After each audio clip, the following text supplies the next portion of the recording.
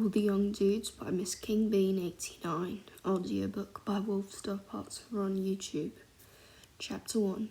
Summer 1971, St. Edmund's. Saturday, 7th August 1971.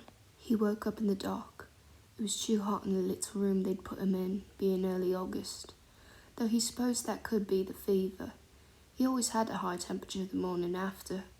They used to put him in a room with a window, but a few months ago he'd been able to smash one of them, and if it hadn't had bars anyway, then he'd have escaped. He'd heard them talking about restraining him as he got older.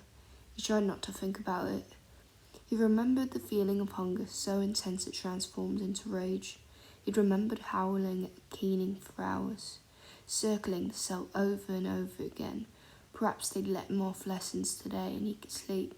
It was the summer holidays anyway, and not fair that he had to do his lessons when all the other boys were allowed to spend all the day tossing about, playing football or watching telly.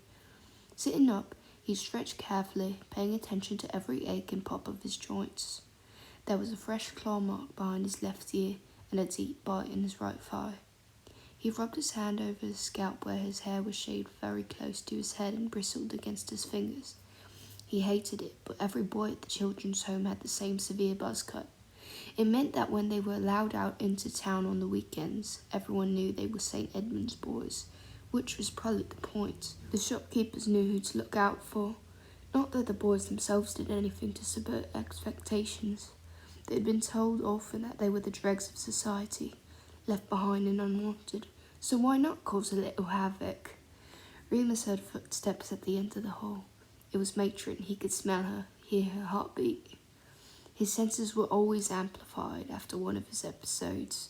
He stood up, pulling a blanket around himself despite the heat, and padded towards the door to listen harder. She was not alone. There was a man with her. He smelled old and somehow different, a thick almond scent which reminded Remus vaguely of his father. It was magic. "Are you sure it's worth your time?" Matron was asking the stranger. "It's really one of our worst cases." "Oh yes," the old man replied. His voice was rich and warm like chocolate. "We're very sure. Is this where you keep him during his episodes?" Matron finished in her clipped nasal voice. For his own safety. He started biting since his last birthday. "I see," the man replied, sounding thoughtful rather than concerned. "May I ask, madam, what it is you know about the young man's affliction?" "Everything I need to know," Matron replied coldly. "He's been here since he was 5, and he's always been trouble, not just because he's one of your sort." "My sort?" the man replied, calm and unperturbed. Matron lowered her voice, almost to a whisper, but Remus could still hear. "My brother was one. I haven't seen him in years, of course, but he occasionally asks me favours. St. Edmund's is a very special institution, well equipped for problem cases." Remus heard the jangle of keys. "Now you must let me see him first. He often needs patching up. I don't know why you wanted to see him after a full moon in the first place, if you already knew."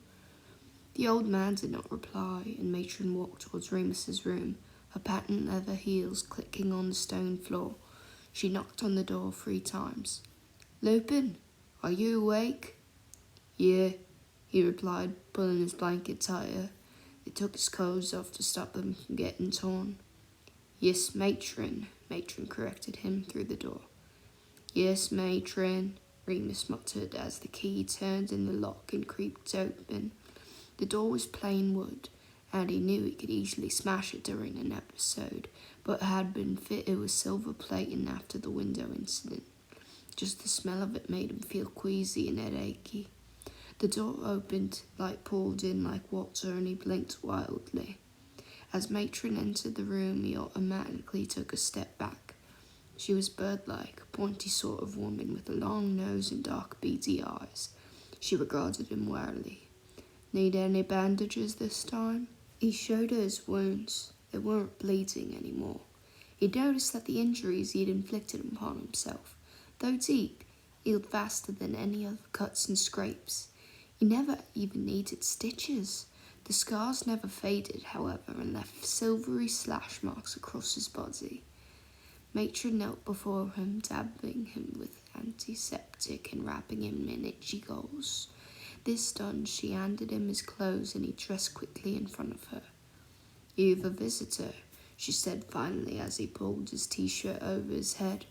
It was grey, like all of their clothes. "Who?" he asked, looking her in the eye because he knew she didn't like it. "A teacher. He's here to talk to you about school."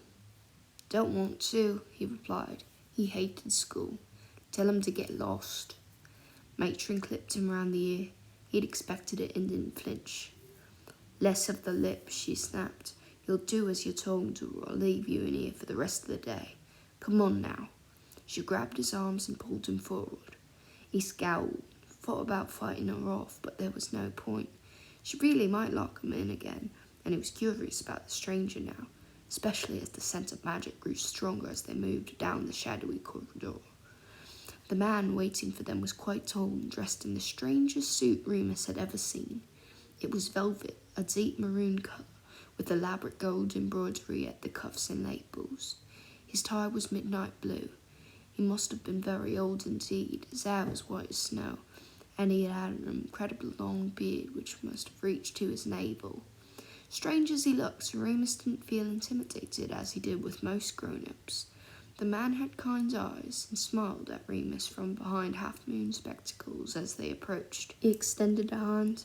"Mr. Lupin," the old man said warmly. "Pleasure to meet you." Remus stared, entranced. No one had ever addressed him with such respect before. He felt almost embarrassed. He shook the man's hand, feeling an electric burn as he did so, like battery acid. "Hi," he replied, staring. "I am Professor Dumbledore. I wonder if you would join me in a turn about the grounds. It's such a lovely day out." Remus glanced up at Matron, who nodded. This in itself was worth having a talk about school with an oddly dressed stranger. She never let him outside during a full moon, not even with supervision. They carried on down a few more corridors, just the two of them. Remus was sure he'd never seen Dumbledore at St. Edmund's before, but he certainly seemed to know his way around. Once they were finally outside, Remus breathed deeply, the warm summer sunlight washing over him. The grounds, as Dumbledore called them, were not extensive. A patch of yellowing grass the boys used for football and a small patio terrace with weeds growing up through the cracks in the crazy paving. "How are you feeling, Mr. Lupin?" the old man asked. Remus shrugged. He felt the same way he always did afterwards, sore and restless. Dumbledore didn't snap at him for insolence, merely continued to smile down at him as they walked slowly around the perimeter fence. "What do you want?" Remus finally asked, kicking a stone out of the way. "I suspect you already have some idea," Dumbledore replied. He reached into his back pocket and pulled out a brown paper bag. Remus could spell sherbet lemon, and sure enough, Dumbledore offered him a sweet. He took it and sucked. "Your magic," he said plainly, "like my dad's." "Do you remember your father, Remus?" He shrugged again. He didn't very well. All his memory could ever drag up was the shape of a tall, skinny man wearing a long cloak looming over him, crying. He assumed that had been the night he was bitten. He remembered that well enough. "He was magic," Remus said. "He could make stuff happen. Mum was normal." Dumbledore smiled at him kindly. "Is that what your matron has told you?" Some of it I knew. He's dead anyway," topped himself. Dumbledore looked slightly taken aback by this, which pleased Remus. It was a point of pride having a tragic backstory. He didn't think about his father often, other than to consider whether he would have killed himself if Remus hadn't been bitten. He carried on. "Mum's not dead though, just didn't want me. So I'm here." He looked around. Dumbledore had stopped walking. They were at the furthest edge of the grounds now, by the tall back fence. There was a loose board there where no one knew about. Remus could slip through it if he wanted to and get onto the main road into town. He never really went anywhere in particular, just wandered around waiting for the police to pick him up and bring him back.